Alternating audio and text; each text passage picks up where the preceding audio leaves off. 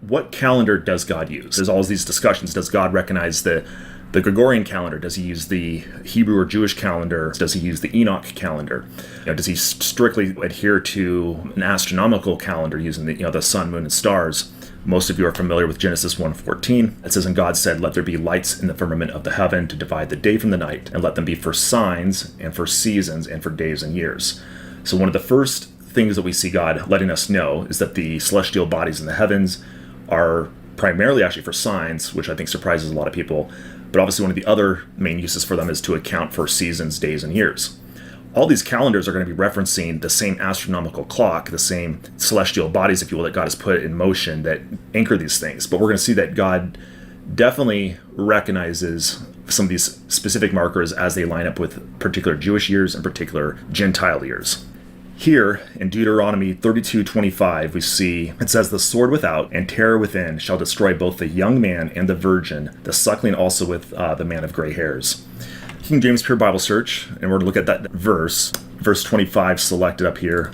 You can see that this is verse 5784. The reason that is significant is because 5784 maps to the years 2023 and or even to 2024. It overlaps those 2 years. This is regarding the Jewish, the Hebrew calendar, and it's really describing something that pertains to the Jews.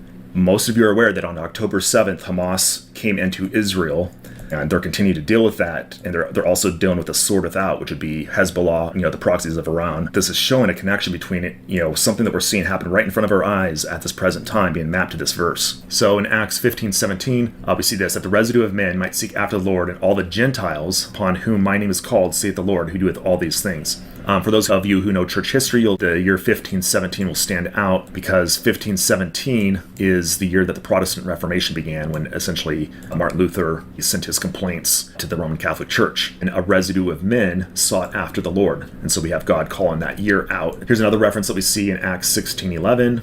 We're going to see a reference to the King James Bible, which was first published in 1611, which is mentioned here.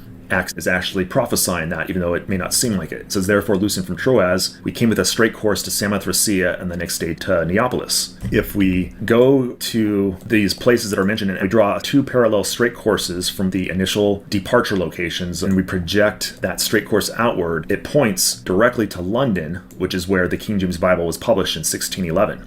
So essentially, God was prophesying where the King James Bible would be published. He was providing us the year, and he was providing us the location when we plot out the straight course, as I just showed you. So with that, what calendar does God use? The answer to this question really is that God essentially uses all of them, but in different contexts and in different aspects of his plan.